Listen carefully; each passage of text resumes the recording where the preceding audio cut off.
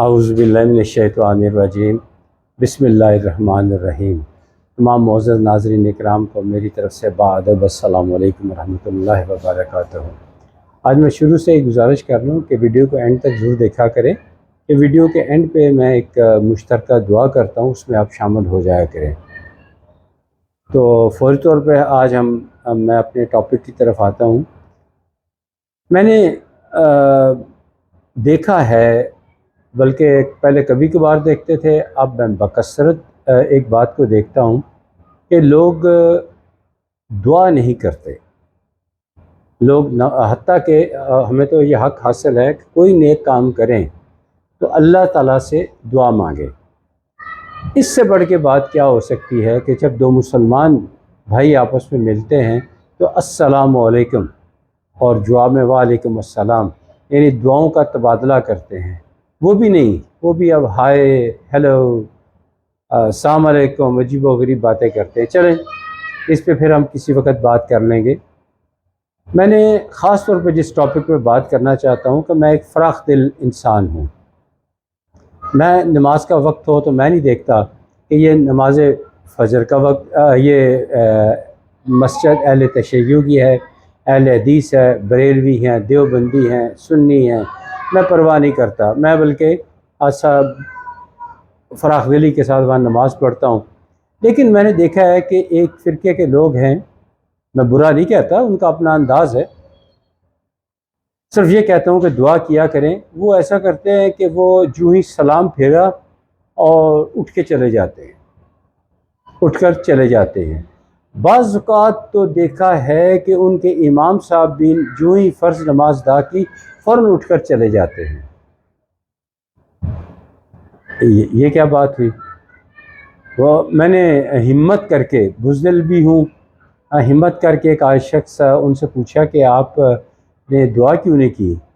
وہ کہتے ہیں نماز ہے ہی دعا۔ تو میں نے کہا کہ دعا مانگنا، جتنے انبیاء اس دنیا میں آئے ہیں سب نے اللہ سے دعائیں مانگی ہیں، سب نے اللہ سے دعائیں مانگی ہیں۔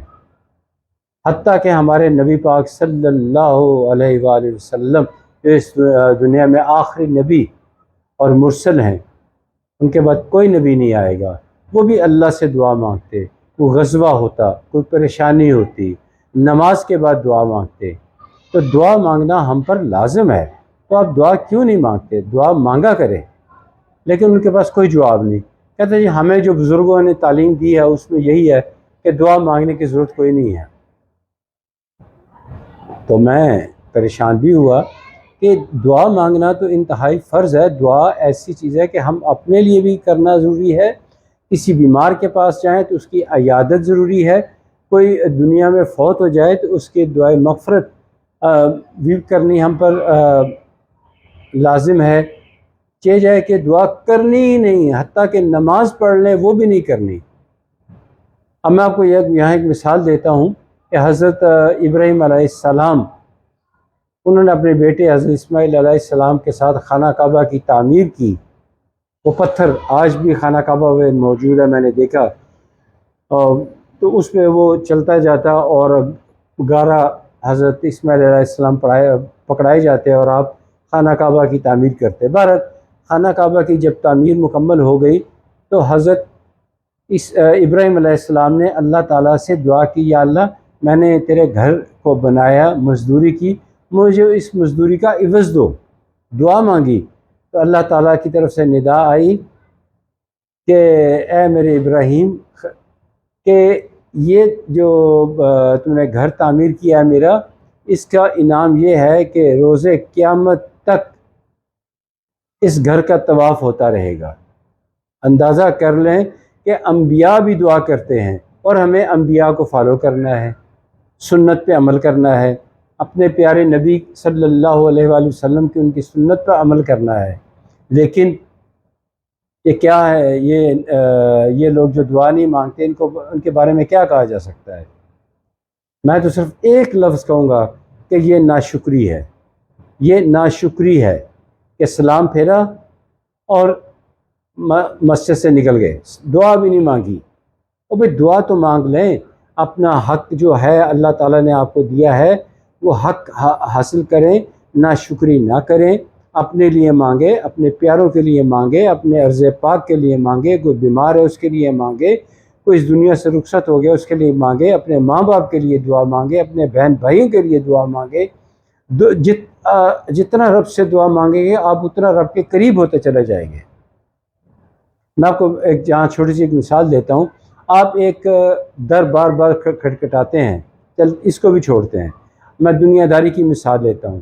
آپ ایک سبزی والی دکان پہ روزانہ جاتے ہیں، گوشت والی دکان پہ روزانہ جاتے ہیں، اس کے ساتھ آپ کی وابستگی ہو جاتی ہے۔